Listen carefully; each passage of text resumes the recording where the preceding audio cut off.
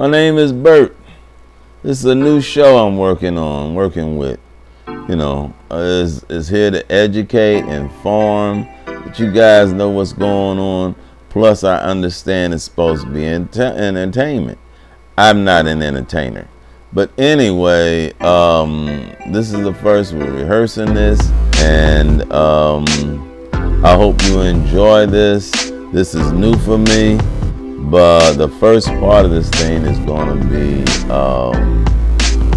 Ask Bert. I'm an attorney, so you're gonna ask. People are gonna be allowed to ask me questions, more or less criminal questions, because that's what I've been doing for the last 35 years. Is criminal law. I've been working in the unjust criminal justice system, but that's what we do. That's what I'm about. What's up, Bert? Hey, how you doing, my brother?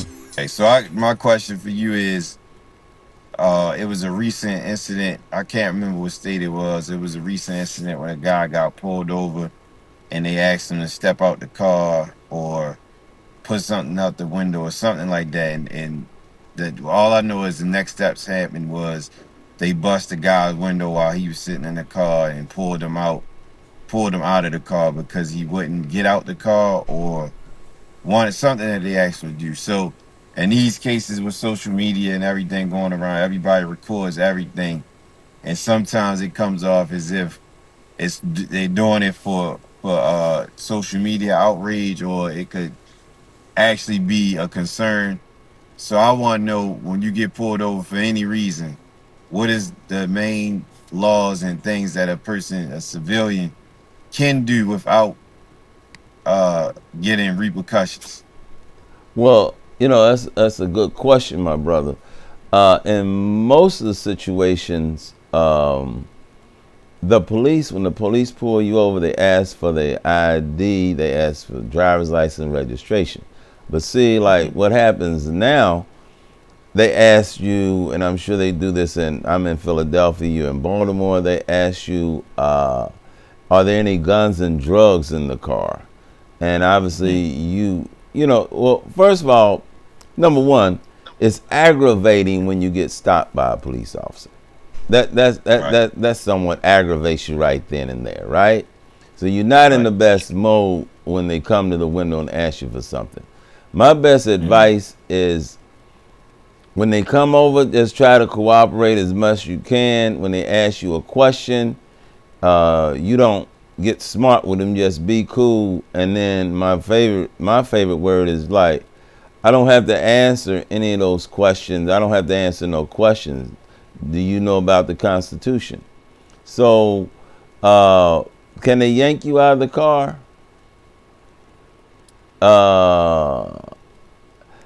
They can ask you out of the car traditionally, and the Supreme Court has held in most state Supreme Court cases, they say that due to officers' safety, they can ask you legally to get out the car. So I would say to everybody, just get out the car and let it go from there. But I know sometimes the police have a lot of extra. They do a lot of extra stuff. They say a lot of extra things because they want you to get smart with them. They like to escalate things, so that's why they pulled you over, to give you, and most pullovers are predetermined anyway. They might have a ticket quota they might want to meet, or they just riding around angry because at our community, because they think black men are all criminals. So the best thing to do is give them the paperwork. If they ask you to step out, just step out.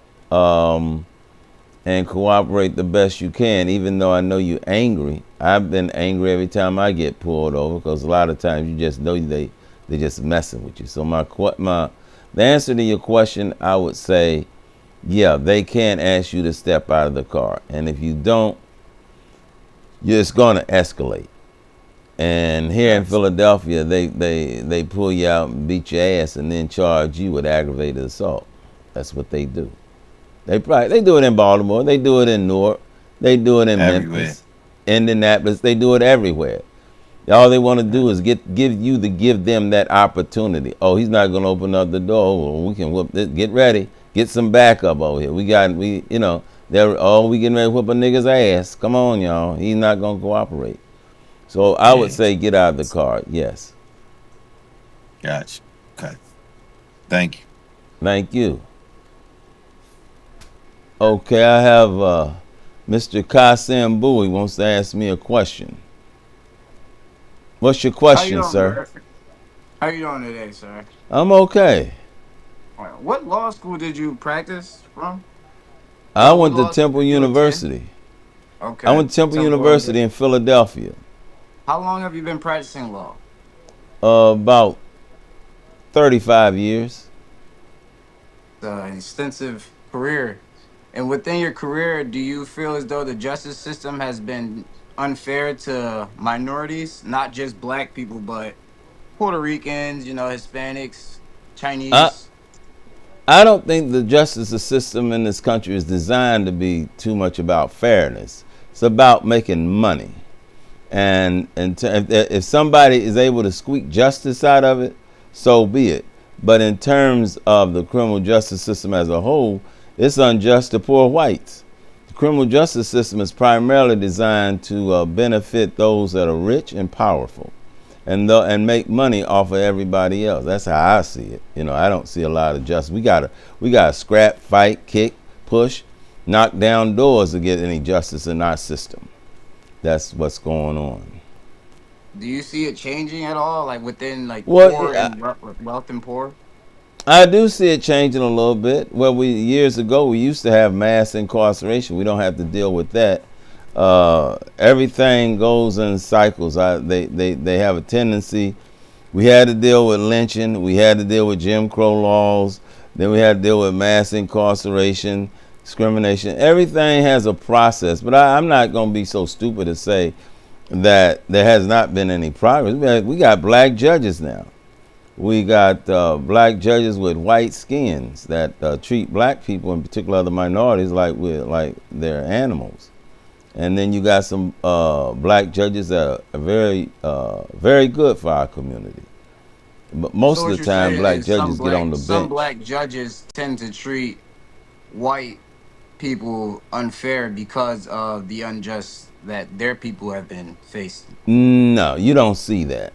When you get a Okay. black judge, I primarily see when you get a good black judge, he's fair to, or he or she, are fair to everybody. They just like being fair. They think that's the right thing to do. So they don't discriminate. I'm talking about good judges, which are hard to find. Now we're speaking on good judges and hard to find. How do we appoint judges and get them on the bench? Well, that's a long process. It would take a lot more time than I have in this segment to do that, but I'd be more than happy to talk to you about it. You can call my phone and we'll talk, or you can email me. But Okay. we got a But way that you can communicate with me. But yeah, if you like to know how judges are elected, I'd be more than happy to let you know. In this state, they in Pennsylvania where I'm at, they violate the law all the time when they elect somebody for judge. It's a deep process, but I'll be more than happy to show it to you and share it with you. just Who do we have next?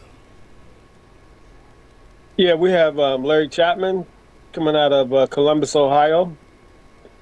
Hey, how you doing, Larry? Oh, I'm pretty good, pretty good. Larry, you got a question for me? Yeah, I got one of those random questions, and one of the questions you get most of the time. I have a problem with in Ohio. It's called driving while black. I had a situation with a friend of mine in the Dayton area.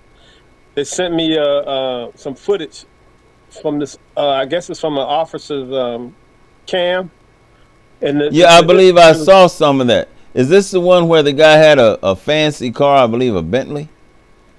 Yeah, he had a Bentley, and he was just coming from the gym doing his normal routine in his workouts, and they just say, "Hey, there's a black man in a black Bentley. Let's just pull him over."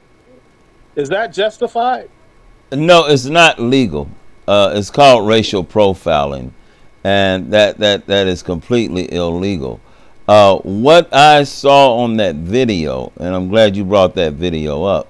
What I saw though is a black man being pulled over, questioned without any probable cause, and had his vehicle searched without any probable cause. And the only thing that I found good about that video is that we had a perfect example of why a black man knows how to act. What we have is a brother that didn't have no problems obeying and following directions. See, a lot of times we get emotional because we get tired of being harassed because of our skin color. But this young man that was in that video, he acted perfectly. He didn't get excited. He didn't get angry, but he was totally and completely abused. I hope he goes and get a lawyer and sue them, because that was absolutely racial profiling. One of the best examples of racial profiling I've seen. Not only that, in order to go get a dog, you're supposed to have probable cause to go get a dog. They didn't have no reason to go get that dog and have that dog jump on his car, and then they went through the whole thing was completely illegal. So I hope that young man gets an attorney and sues the police department for false imprisonment. You only have a few minutes when you hold somebody. The Supreme Court says about 10 minutes. Anything beyond 10 minutes is abuse. Anything beyond 10 minutes is like false imprisonment. And in order to imprison somebody, you got to have a cause. And they didn't have any. They just did that to him. So I think that that is not legal what happened. When those type situations come up, it's not what's legal and illegal. It's how the most important thing is how the victim responds. And in this particular case that you're talking about, the victim, and he was a victim of race discrimination, he responded perfectly. He didn't get upset.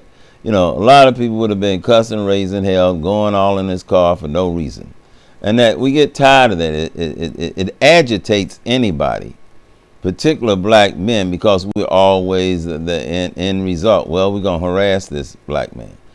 And for no reason. So he handled himself really well. But to answer your question, it was totally and completely illegal. It was racial profiling at its best. So I appreciate you asking that question.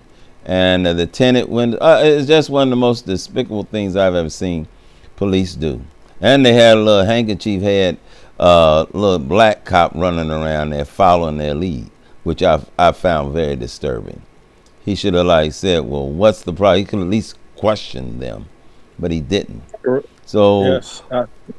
We appreciate your question, Mr. Chapman, and hope to see you again. Call us anytime. Okay. I appreciate your information, and thanks again. Looking forward to talking to you again. All right. Thank you. You're welcome. The next segment is reaction to an incident that occurred in Dayton, Ohio. A guy gets pulled over, and we talk about the whole process of him being pulled over. That's what this next segment is about Dayton. We're going to talk about the pullover and what was right and what was wrong in terms of somebody. So that's what this segment is about.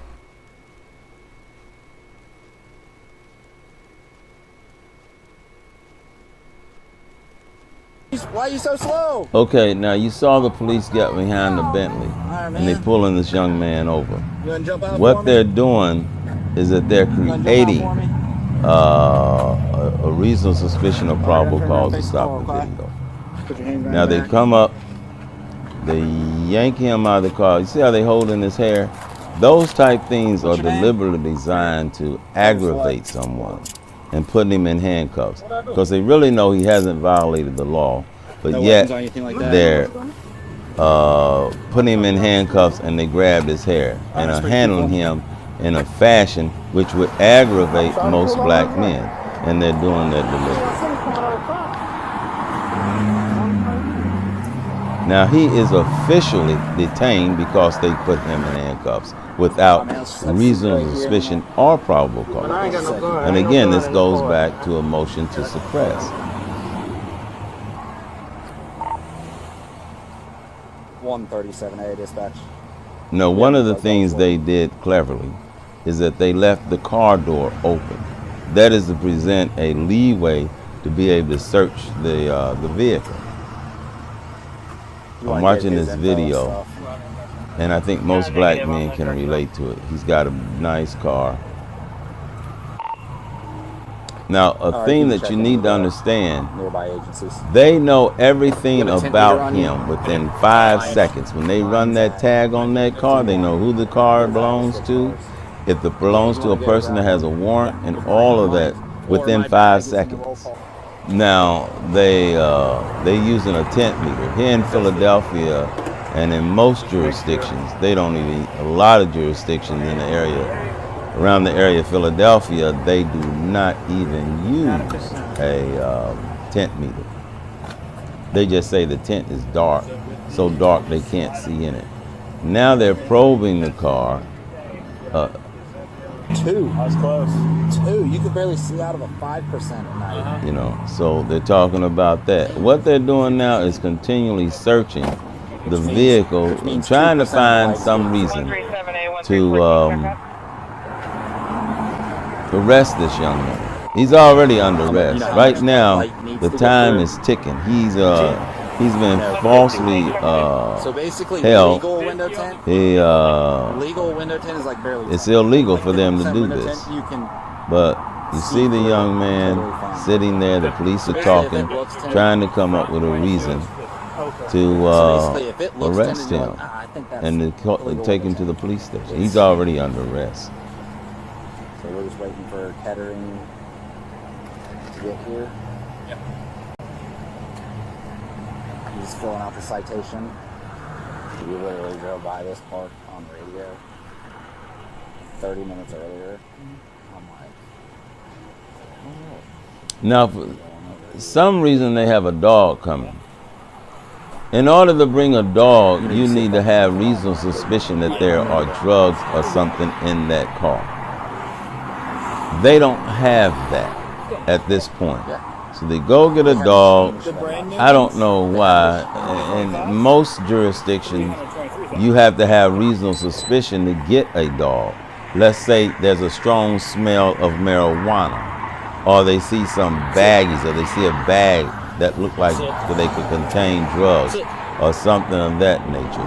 Or if the car has a lot of, what would you say, things that would hide the odor of marijuana. They don't see any of that, you know, hide the odor of drugs. Now they got the dog searching. I see they have the plate closed. They have the plate, the license plate here in the video, but they know, like I say, when they have you sitting there, that's like a ploy they have for people. When they stop you, they run that tag comes down, all the information comes back in 5 seconds. When they get your driver's license, they know everything about you, whether you got a gun permit or not. Now look at this dog. The dog, normally if there is a hit, the dog starts barking uncontrollably.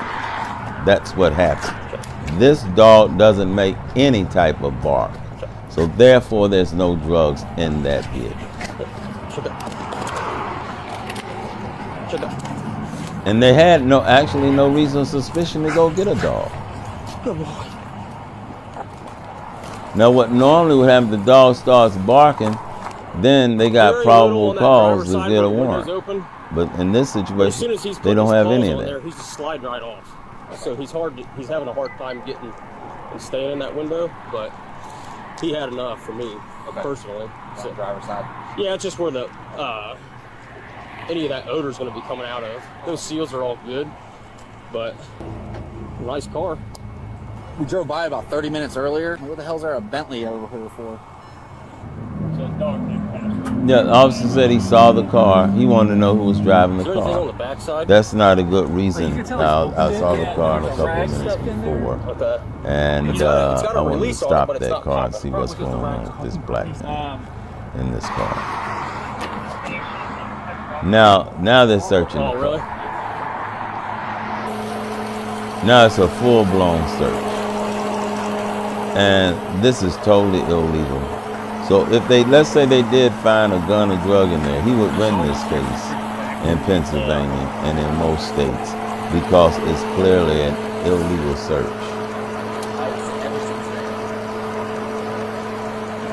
And in most states, you have to have probable cause and exigent circumstances, what they call exigent circumstances. That is, you have to have a good reason to get a warrant right away because with cars, a car can easily disappear. You know, it can travel. But in this situation, there's no reason for them to search this man's car. But this is, look at them searching there. I don't know what it is. In most, even in federal cases, you have to have, a full now, final alert, but the whatever's in feds, there they don't give you a lot of just rights. has enough of a reaction for them The that it's states like, I'm are the ones interested in that, it, you know, provide but- most of your rights which it's going to in be terms scheduled of car before too long, searches. so that'll actually be nice. If they go by the feds, they can just about do anything. But even under state and federal law, this intensive search of this man's vehicle is totally illegal, and he would probably win the case if they did find a gun or drugs or anything, counterfeit money, a bunch of credit cards.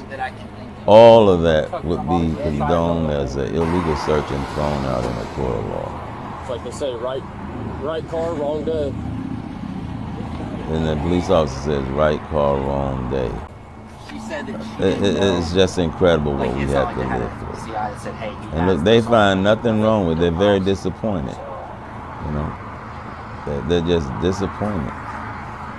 And then what I like about the young man is that he's going to You gotta push the ask. door handle in on the outside. I did the same thing.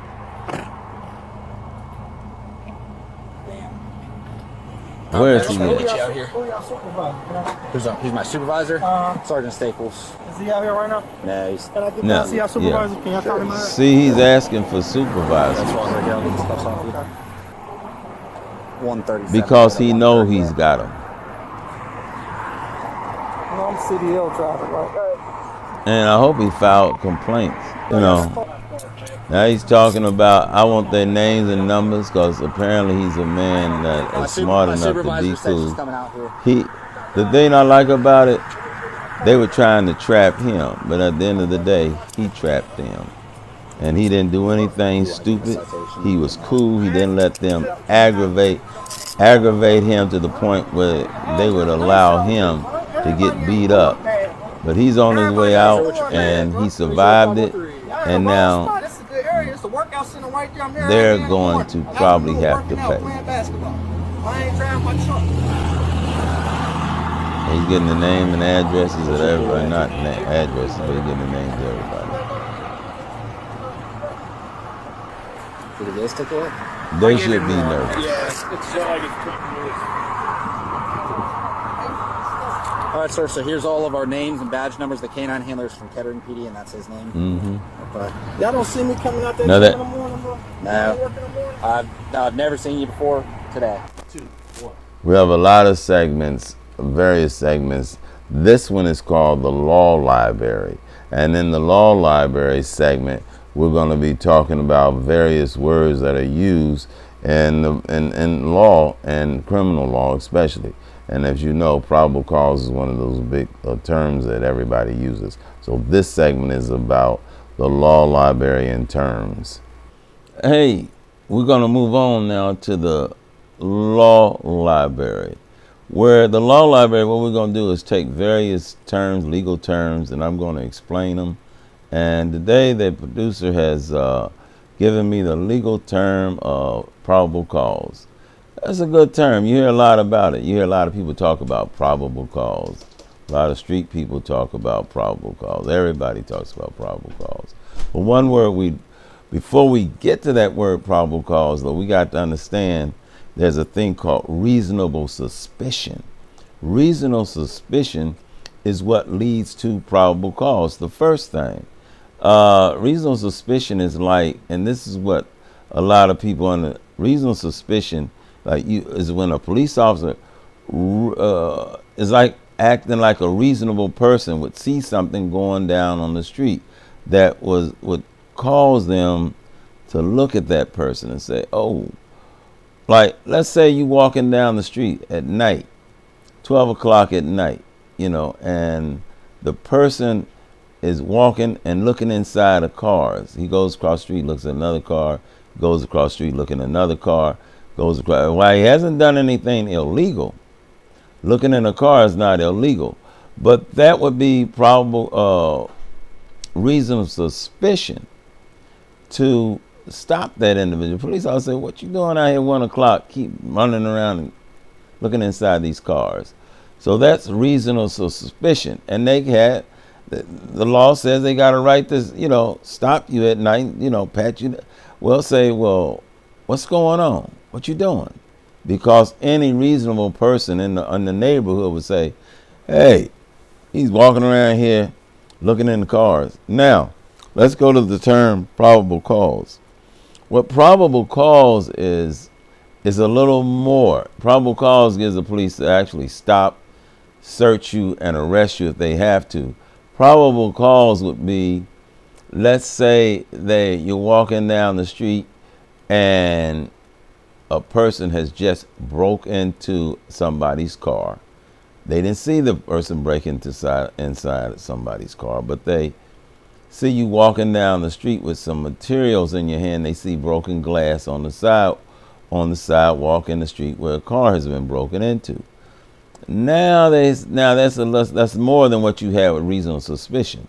So with that probable cause there, they say, oh, we got probable cause, stop him, because he has what they think is an instrument of crime to break out somebody's window, and they see you carrying something. So that's enough and they see broken glass from the car. That's enough to detain you, ask you some more questions, and to conduct an even more intensive probe into what you were doing. That's probable cause. You talk about reasonable suspicion and probable cause. Producer, pull up the chalkboard. There's a reason these things, all of it boils down when you talk probable cause and you want to know what's going on with reasonable suspicion and probable cause. The main thing, and I'm going to tell you, this is what it all comes down to. This is how we win most of the gun and drug cases. When you write down, I'm going to tell you, you got to put up here, it's a motion to suppress.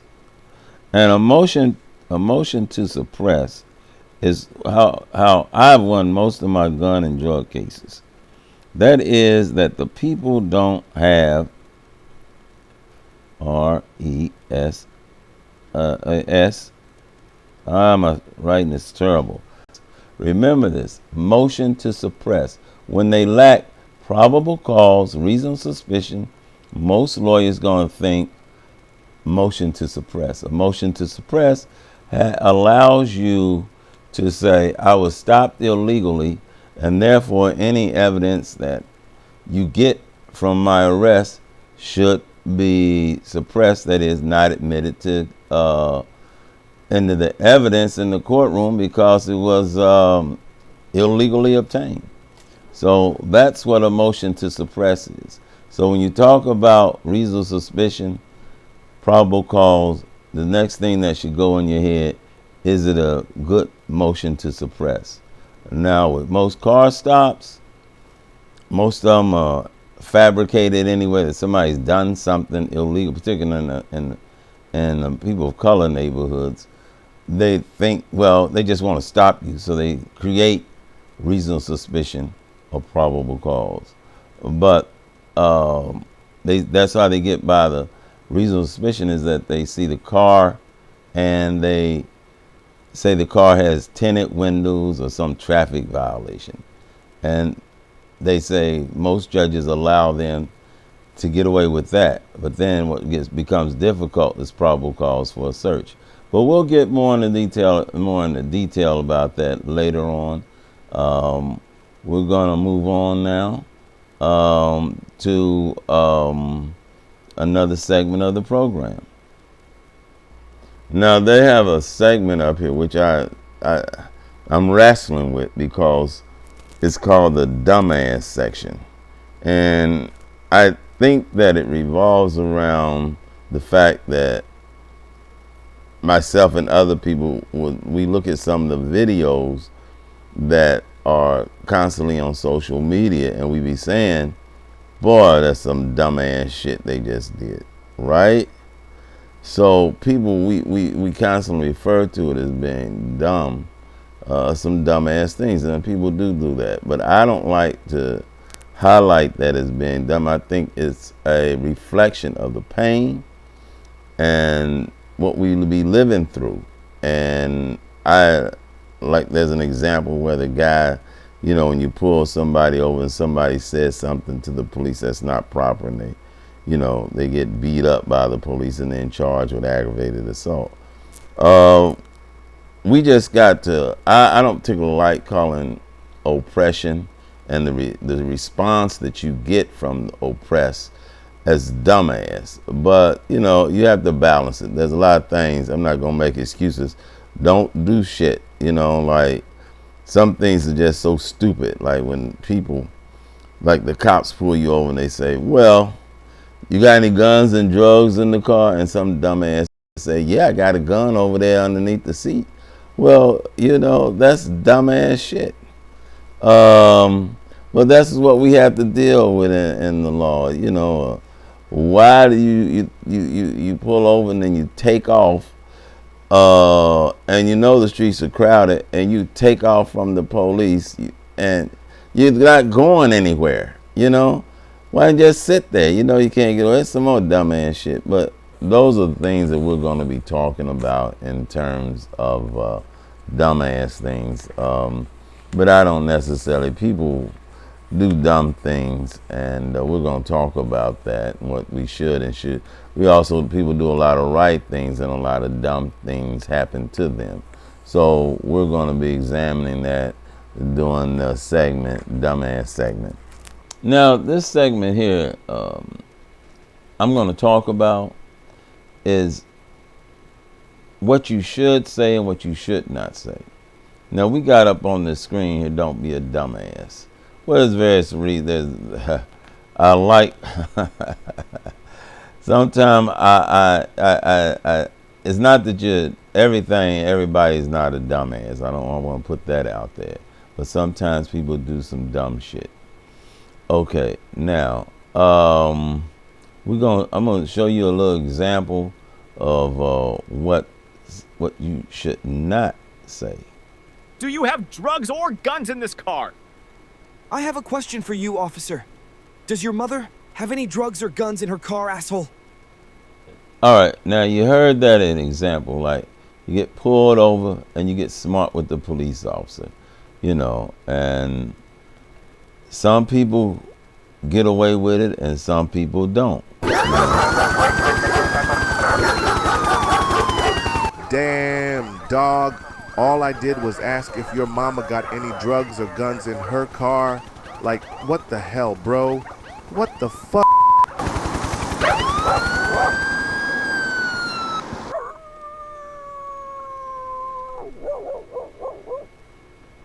Some people can say certain things at certain times and it's going to get them in a lot of trouble.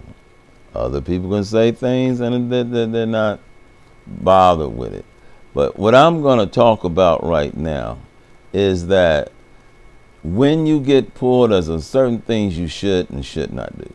One of the things you should not do is leave your car in the middle of the street. That's wrong because it gives them an excuse to go inside the car and tow the car.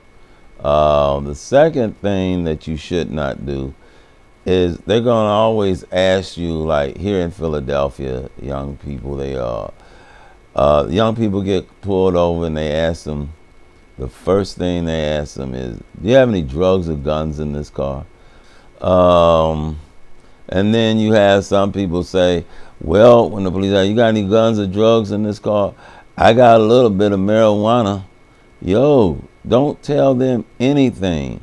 And then I know you get aggravated, and you're mad about being pulled over, but you don't have to say, you don't have to cuss them out. Just be cool. I just think when the police pull over, you ask you got any drugs and guns in your car, and then you don't have to tell them, does your mama have any drugs or guns in her car? Well, that's, you're aggravated, I know, and you don't want them harassing you, but you can't say it. The proper thing to say is not anything or much of anything. That's how you get around that. You just say, officer, you want to get smart with the officer, you can say, I'm not going to answer that. You ever heard of the United States Constitution? Now, there's some of them not going to like that. Oh, you a smart ass, you know the law. They yank your ass out the car sometimes for that. But that's a good answer, and it's the correct thing that you should do. You don't answer any questions. And the law says you don't have to. They're asking you to confess to a crime. The Fifth Amendment tells you don't have to what they call self-incriminate yourself. Now, the other thing is that they're going to maybe ask you, sir, can we search your car? No. You tell them no. I don't care what they say. They can tell you, we can tow this car because your plates are all jacked up. You got your brothers. We done ran the tags. Your name is Joe Smith. Your brother's name is Tim Smith. And this car, this car ain't registered right. You know how we ride around, no license and all that. And, but you don't ever. I don't care what they say. We gonna tow the car. We gonna live stop the car. You just have to take it in your mind. I don't care what they tell me. I am not gonna give them permission to search the car, because in today's world, you don't know whether your cousin left a joint in the back of the car or not, in the back seat, or somebody might have left a bag back there. You just don't know. So when you're driving in a car, you never give them permission to search your car. Never. So those are some of the things that you need to deal with when you're getting pulled over. The proper thing to do, like I say, is find somewhere to park legally. Be cool. Handle the paperwork. If you don't have any paperwork, you still don't have to say, talk smart and bad to the person. All they want is an excuse to drag your ass out the car. The third thing, you never give them permission to search the car, search the vehicle. You just don't do that. So with those three things, that should get you those are about the pretty basic things that you should keep inside your head. Park the car legally. Try to get it off the street so it's not in the middle of the street. Do not give them a smart ass answer, like they ask for paperwork and you give them a few choice words. The third thing, never let them search the vehicle. Never give them permission to search, no matter what. Oh, and there's another thing. I want to add this on there. If in fact you got something you don't want the police to look at, what you want to do is put it in the glove compartment or the armrest. That's what you want to do. If you have something that you want to keep private, armrest or glove compartment. That's the best way to put things when you get pulled over by the police. So with those words, I hope you understand what's going on. Do not, but see, they do things that aggravate you. You know, they really do. They always trying to pick a fight. You have to think of it like this. When you get pulled over, most of the time the officer is coming up to you to pick a fight with you. Or they can try to smooth you and make you think that, oh, come on, let me search this car. Oh, no, you're not searching. And then they get pissed off when they try to smooth you over and, hey, we don't really want nothing. And you just keep your mouth shut. They'll have you sitting up there talking about, well, you know, I got a little bit of marijuana.